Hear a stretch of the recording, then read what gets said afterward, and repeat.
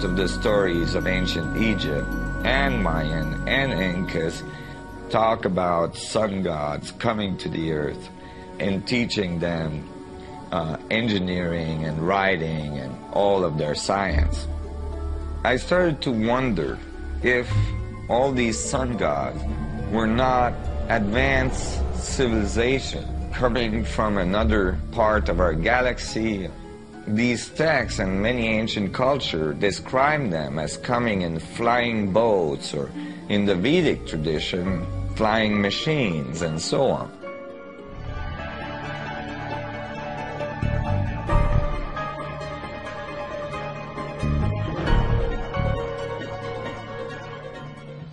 And so when we talk about extraterrestrial intelligence, we're talking about civilizations that have reached the point of being sentient like we are, but whose technologies and perhaps social capabilities are such that they've been able to become interstellar or interplanetary civilizations. And when you look at the fact that the most conservative estimates are in the Milky Way galaxy that there are at least 10,000 Earth-like planets that have intelligent life on them, and that at least half of them are likely to be as advanced or more than ours, it's almost a certainty that there's intelligent life out there that have mastered the laws of the universe beyond what's currently taught at MIT and Caltech, to be able to transfer through space-time in real time through vast distances of interstellar space.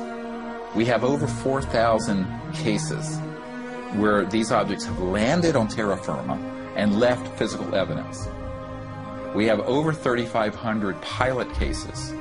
We have hundreds of cases, including ones from the highest ranking investigator at the FAA, John Callahan, and numerous other operators where these objects have been tracked on radar going tens of thousands of miles per hour or dematerializing and then reappearing in another point in the sky.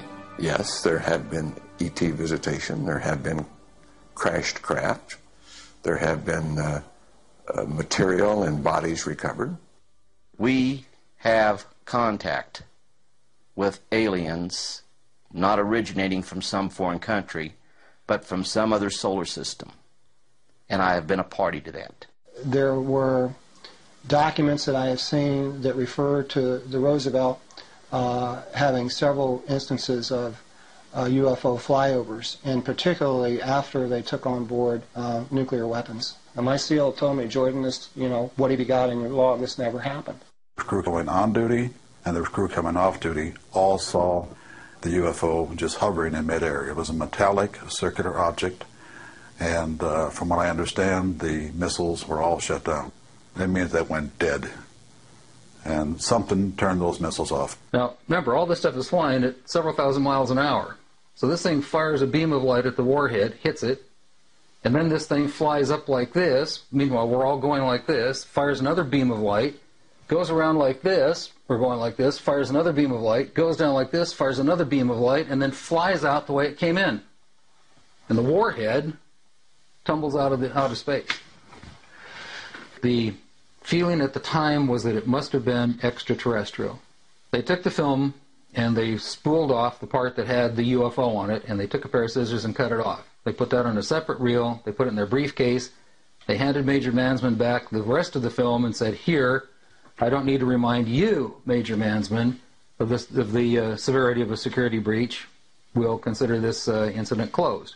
But who do you tell that you were involved in a UFO incident without them looking at you like you ain't wrapped too tight?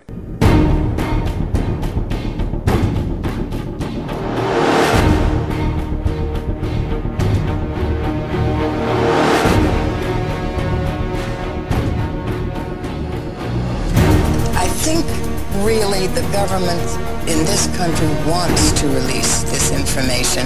Military intelligence does, because I know some of them, and I think they are watching what happens in terms of the public's reaction. UFOs buzzed the Capitol on July 19th, 1952, and had General Samford say, "Look, they're not ours and they're not Russian. We don't know what they are." They're real. They have discussed what to do about it. Vatican intelligence would really like to discuss it. That's the problem here. We need the governments to reveal these files. These craft that have come here are now not UFOs, they're identified. The people are way ahead of military intelligence.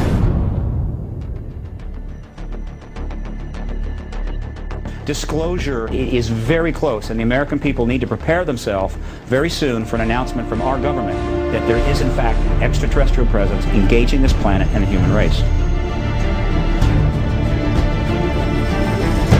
For many years, you have seen satellites in the skies. We speak to you yourselves. Know that you can share and try to maintain as the planet passes into the new age of Aquarius.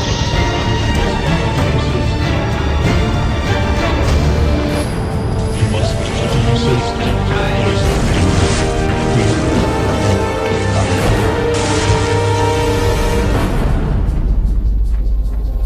The Obama administration, through the nature of who they have appointed and other indications and other information I'm receiving, has made a decision to disclose the ET presence. But that is, of course, an assessment. They are certainly not saying anything. Okay? We are encouraging the administration, which has dedicated itself to open and transparent government, to commit the ultimate act of openness and transparency, and to do it immediately at a critical time in the human race's development.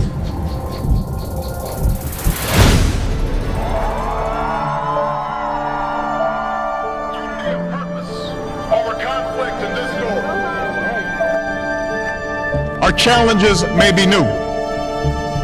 The instruments with which we meet the demands of a new age may be new. But I will always be honest with you about what we can and must achieve tomorrow. And at this moment, it is only the chance for us to make that change. And that cannot happen if we go back to the way things were. It can't happen without you.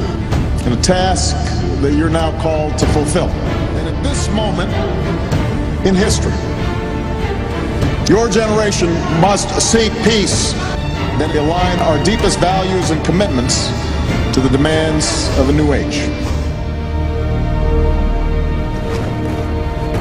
There's new energy to harness, for the world has changed, and we must change with it.